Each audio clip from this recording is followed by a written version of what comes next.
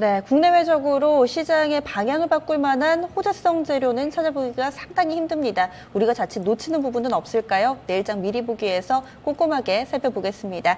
오늘 KTB 투자증권의 김윤서 연구원 연결합니다. 안녕하세요. 네, 안녕하세요. 네, 수급도 그렇고 재료도 그렇고 주도 없고요. 시장에서 좋은 소식 들은 지가 꽤 된 것 같습니다. 먼저 내일장에서는요, 어떤 힌트들이 있을까요? 내부 변수부터 좀 살펴주시죠. 네, 일단 그 시장이 이렇게 조금 이제 단기에 좀 빠른 속도로 하락하는 상황에서는 사실 좀 개별 종목들의 어떤 재료는 크게 이제 의미가 없는 것 같습니다. 일단 이제 지수 하락이 좀 계속 될지, 좀 진정될지 여부가 중요할 것 같은데, 일단 그 빠지는 원인에 대해서 좀 고민을 해보면, 물론 이제 트리거는 그 연준의 어떤 금리 인상 가능성, 고용직대 서프라이즈를 계기로 연준의 그 연말 금리 인상 가능성, 그리고 내년도에 생각했던 것보다 금리 인상 속도가 더 빠르지 않겠냐라는 우려가 전반적인 그 글로벌 증시의 조정 요인으로 작용을 하는 것이 사실입니다. 근데 이제 글로벌 증시 대비해서 국내 증시, 특히 이제 코스닥 쪽에 낙폭이 굉장히 심한 건 어떤 외부적인 요인 외에도 좀 내부적인 이슈가 있다라고 좀 판단을 하고 있고요. 죄송합니다. 이제 이 부분을 저희들은 그 연말에 그 양도세 그 양도세 과세의 어떤 그 대주주 범위가 확대되는 이 부분이 좀 가장 결정적인 원인이 아닌가라고 좀 보고 있습니다.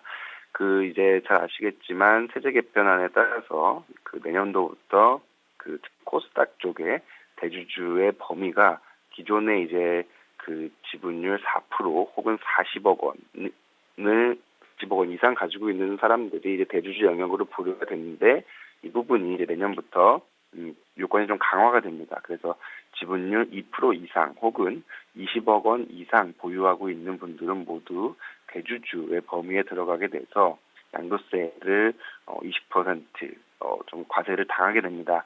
그렇게 해서 이제 이러한 부분들이 이제 내년부터 시행이 되기 때문에 올해 이제 그 대부분의 수익을 내신 분들, 특히 이제 국내 주식형 그 사모펀드 쪽에서 대규모로 좀 차익 실현 압력이 나타나고 있는 것 같고, 당장 이제 과세 압력이 높아지게 되면은 올해 특히 이제 코스닥 시장이 굉장히 강했는데 이 강했던 부분에서 창출된 어떤 수익률의 상당 부분은 이제 세금으로 납부를 해야 되겠죠. 그래서 이제 그 부분을 피하기 위해서 좀 국내 수급적으로 좀 이제 차익 실현 압력이 굉장히 강화되고 있는 그런 상황인 것 같고요. 앞서 말씀드린 대로 물론 트리거는 그 미국 쪽에서 제공을 했지만 국내 증시의 낙폭을 키운 건 이 내부 과세 이슈가 좀 결정적인 원인이었던 것 같습니다. 그래서 이제 오늘도 국내 증시의 수급 쪽을 보면 거래소 쪽에서도 외국인 매도가 나오곤 있지만 강하지 않고 코스닥 쪽에서는 오히려 외국인은 매수 우위를 기록하고 있죠. 반면에 이제 기관 쪽에서 굉장히 고강도 매도가 나오고 있는데 이 부분은 분명 그 국내 주식형 그 사모펀드 쪽에서 좀 자금 유출이 좀 가속화되고 있기 때문에 이런 현상이 나타나고 있다라고 보고 있고요. 그 연초 이후에 그 누적되어 있는 그 사모펀드 설정액이 아직까지 좀 굉장히 많은 상황입니다. 연초 이후에 한 3조 원 정도 들어왔고 지금 이제 최근에 대규모로 유출되고 있어서 한 1.2조 정도 유출이 됐는데 아직도 이제 1.8조 정도 남아 있거든요. 그래서 이 부분이 얼마나 취재될 수 있을지 모르겠지만 이 부분이 계속해서 좀 당분간 그 수급 악재 요인으로 작용할 가능성이 높아서 내일로 계속해서 이제 국내 기관 수급 쪽을 유심히 살펴보셔야 될 것 같습니다.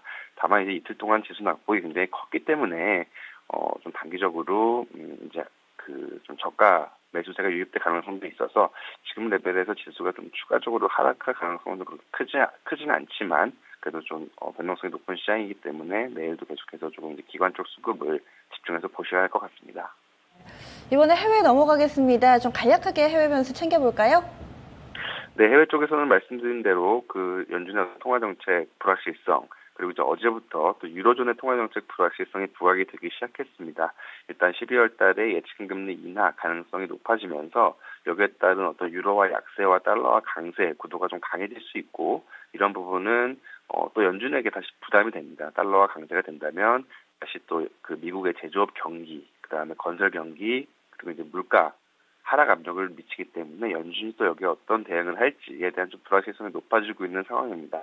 유동성 장세에서 이렇게 외환 시장이랑 금리 그 채권 시장의 변동성이 커지면 아무래도 이거 주식시장의 악재죠. 이제 어제가 그랬고 오늘도 어떻게 될지 좀 지켜봐야 될 것 같고 그러한 부분들이 좀 안정이 돼야 국내 증시도 좀 안정세를 찾을 수 있다라고 좀 보고 있습니다. 네. 그럼 이에 따라서 어떻게 대응해 볼까요?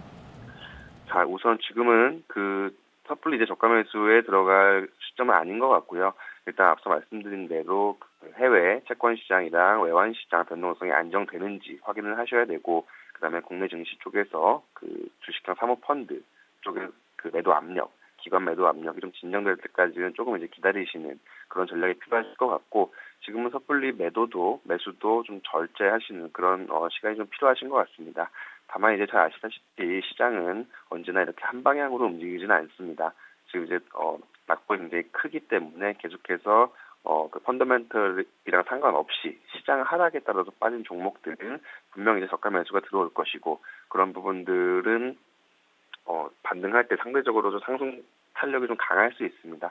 그래서 지금은 기다리시는 동안 조금 펀더멘털 대비해서 좀 억울하게 많이 빠진 중소형주 중심으로 좀 발굴하는 그런 시간을 가지시면서 시장이 반등할 때 준비해 두셨던 그런 종목들 중심으로 접근을 하시면 아무래도 반등할 때 상대적으로 높은 수익률을 얻을 수 있지 않을까라고 생각을 하고 있고요. 지금 좀 낙폭이 커서 조금 이제 손실이 크신 분들은 지금 섣불리 손절하시기보다는 수급 악재가 조금 지나가고 반등 가능성이 있기 때문에 조금 더 기다려보자라는 좀 전략을 추천해 드리겠습니다. 네. 우리가 절치부심할 때군요. 말씀 고맙습니다. 네, 고맙습니다. 네. 집중 골든타임 1부였고요. 잠시 후 2부에서 뵙겠습니다.